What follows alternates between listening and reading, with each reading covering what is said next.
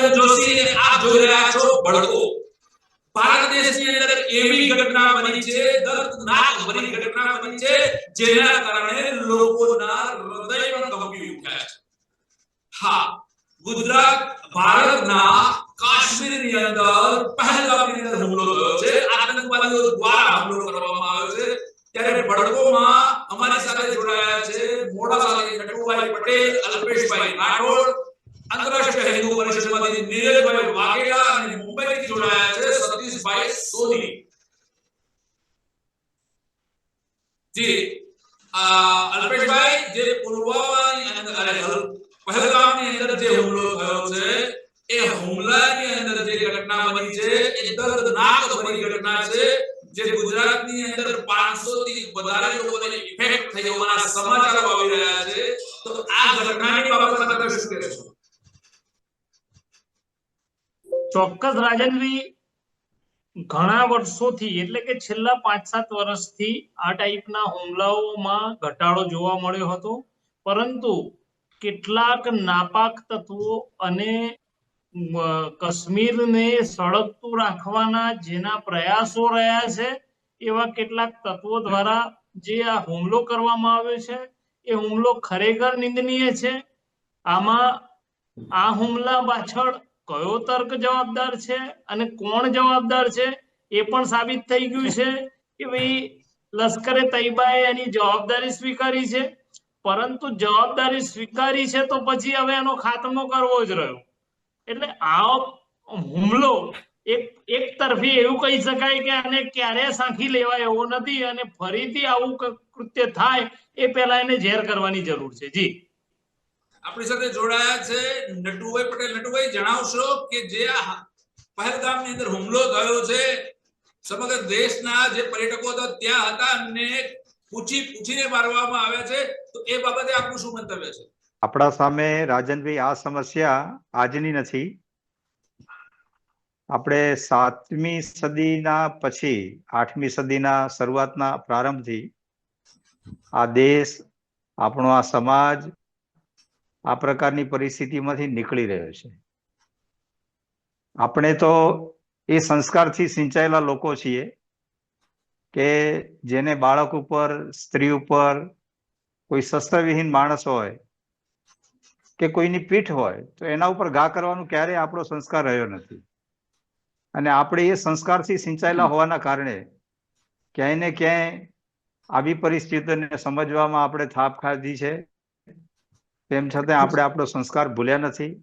પૃથ્વીરાજ ચૌહાણનું ઉદાહરણ આપણી સામે છે કે અનેક વાર જીત પછી શત્રુને માફી આપી દીધી, અને એકવાર પરાસ્ત થયા પછી શત્રુએ એમની સાથે શું સ્થિતિ કરી આપણે જાણીએ છીએ। એ બાબતે ક્યાં સુધી આપણે ઊંઘતા રહીશું? નીરજભાઈ, તમે જણાવો કે જે પ્રકારની ઘટના બની છે, નિર્દોષો મર્યા છે, શું કહેવા માંગો છો તમે? જી, સૌથી પહેલા તો જે પહેલગામની અંદર ઘટના બની છે, આ ઘટનાના દરેક મૃતકને આંતરરાષ્ટ્રીય હિન્દુ પરિષદ વતી શ્રદ્ધાંજલિ અર્પિત કરું છું। એમના પરિવાર સાથે ડોક્ટર પ્રવીણ તોગડિયાજીની આંતરરાષ્ટ્રીય હિન્દુ પરિષદની સંવેદનાઓ વ્યક્ત કરું છું।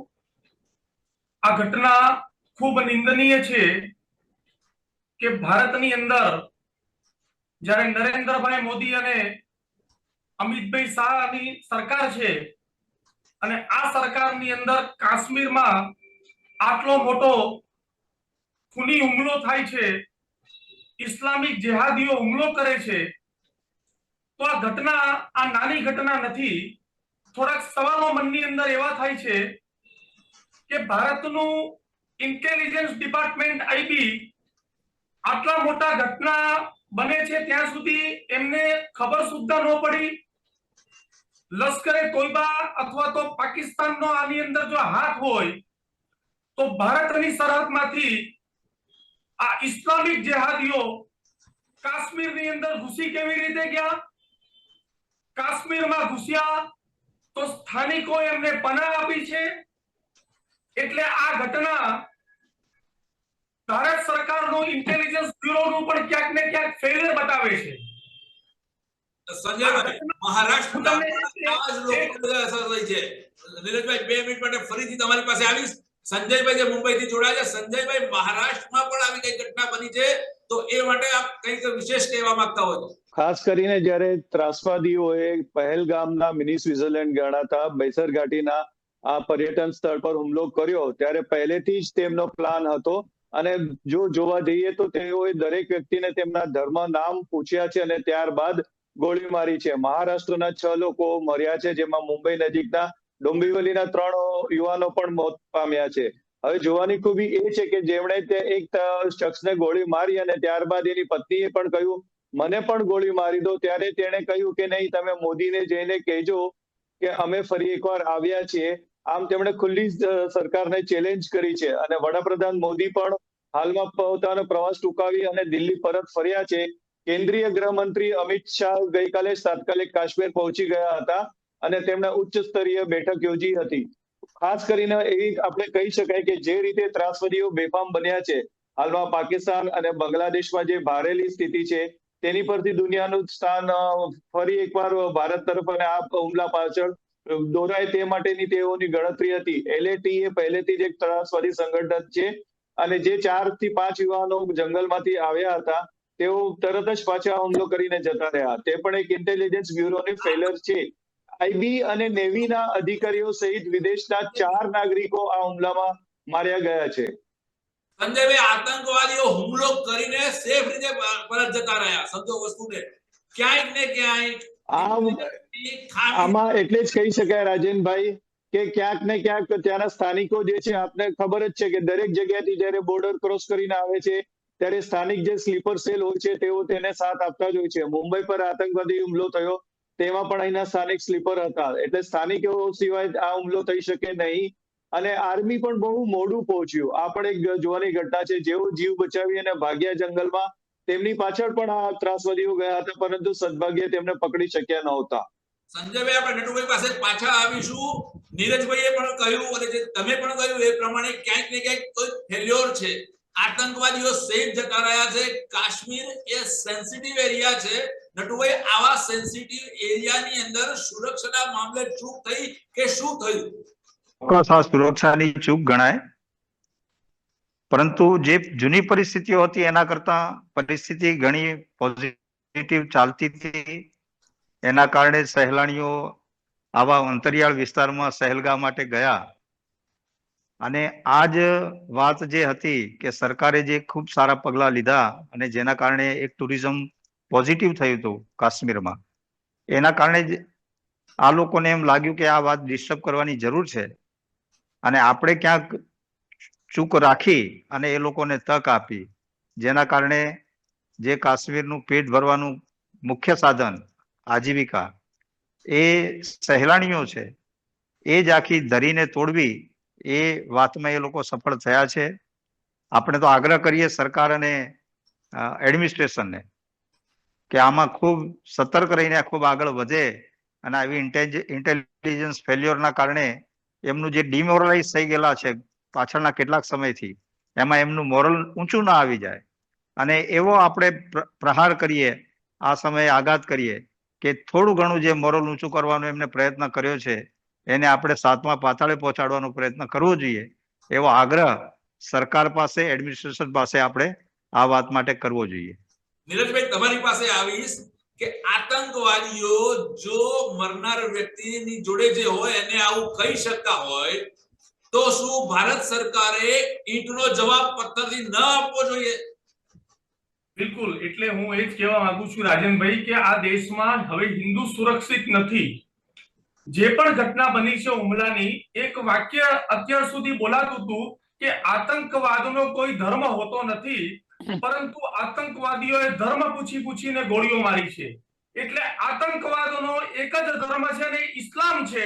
આના સિવાય બીજો કોઈ ધર્મ નથી. ઇસ્લામના લોકોને છોડી દીધા અને બાકીના લોકોને માથામાં ગોળીઓ મારી છે. એટલે ભારતની સરકારે હિન્દુઓને સુરક્ષા આપવી પડે. તમે મુસ્લિમ બીબીઓ માટે ટ્રિપલ તલાકનો કાયદો બનાવો, એમાં અમને કોઈ વાંધો નથી, પણ હિન્દુઓને સુરક્ષા આપવાની જવાબદારી પણ ભારતની સરકારની છે. તમે અબ્દુલને પંચર બનાવવામાંથી ઉદ્યોગપતિ બનાવવા માંગો છો, એમાં અમને કોઈ વાંધો નથી, પણ તમે હિન્દુઓને સુરક્ષા પણ આપો. આ દેશની અંદર હિન્દુઓ હવે ગોળીઓ નહીં ખાય. જેમ ઇઝરાયલ ચારે બાજુથી મુસ્લિમ રાષ્ટ્રોથી ઘેરાયેલું છે, એ જ પ્રકારે અને જે રીતે મુસલમાનોનો ઇસ્લામનો કચ્ચર ઘાણ કાઢી રહ્યા છે, એ જ પ્રમાણે આપણા હથિયારો કઈ શોકેસમાં મૂકવા માટે નથી. ભારત સરકારે અવિરત બોમ્બ બાઇન્ડિંગ આ મુસ્લિમ આતંકવાદ જેહાદીઓ પર કરવું જોઈએ અને 28 નો જવાબ 2800 થી આપવો પડે, તો જ આ હિન્દુઓનો આક્રોશ શાંત થશે. નહીં તો આ સરકારની પણ ફેલિયર ગણાશે અને આ દેશમાં હિન્દુ સુરક્ષિત નથી, આ પણ નક્કી થઈ જશે. અલ્પેશભાઈ, જે પ્રકારે નીરજભાઈએ વાત કરી, નટુભાઈએ વાત કરી, કે સંજયભાઈએ વાત કરી, તો આખા આ મામલામાં કેવા પ્રકારની ઘટનાઓ અને કેવા પ્રકારની ચૂક રહી હોઈ શકે અને શું થવું જોઈએ? ચોક્કસથી 1995 થી માંડીને આજ સુધીમાં આ 7મો આ પ્રકારનો બનાવ છે. આ બનાવો બન્યા પછી પણ સરકાર સહેલાણીઓ હોય કે હિન્દુ હોય એને સુરક્ષા આપવામાં ક્યાં કોણી ઉતરી હોય એવું લાગી રહ્યું છે. જો મુસ્લિમ તરફી તમે કાયદા બનાવતા હોય, મુસ્લિમ મહિલાઓની ચિંતા કરતા હોય, મુસ્લિમ જમીનોની ચિંતા કરતા હોય, તો પછી હિન્દુઓ અથવા તો સહેલાણીઓની ચિંતા કરવાની ખરેખર જરૂર છે? આ પ્રકારના હુમલા સાખી ના લેવાય. આ રીતે જો લશ્કરને છૂટો દોર આપી દઈ અને આ લોકોના ઘરમાં ઘૂસીને મારવા જોઈએ.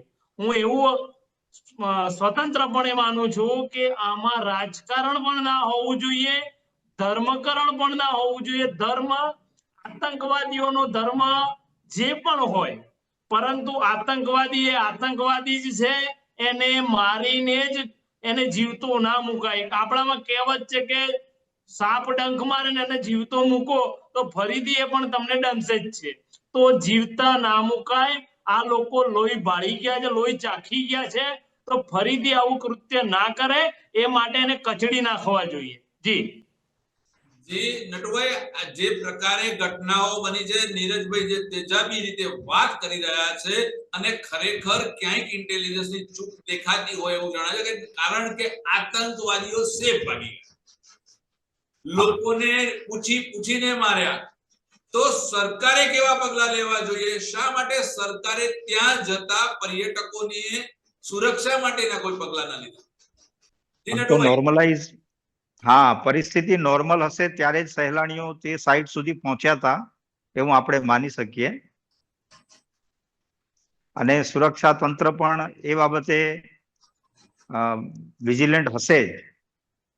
પણ અગાઉ ભાઈએ વાત કરી એમ એક સ્લીપર સેલ આપણા દેશમાં પણ એમનું કામ કરી રહ્યો છે. એ જે ઇન્ટેલિજન્સ છે એના સ્લીપર સેલને શોધીને ઠેકાણે કરવામાં. આપણે કદાચ પાકિસ્તાનમાં ઘણા લોકોને ઠેકાણે કરી શક્યા છીએ, પરંતુ આપણા દેશમાં હજી આવી કોઈને કોઈ પરિબળો રહી ગયા છે, એને ઠેકાણે કરવાનું હજી આપણે બાકી રહ્યું હોય એવું લાગે છે.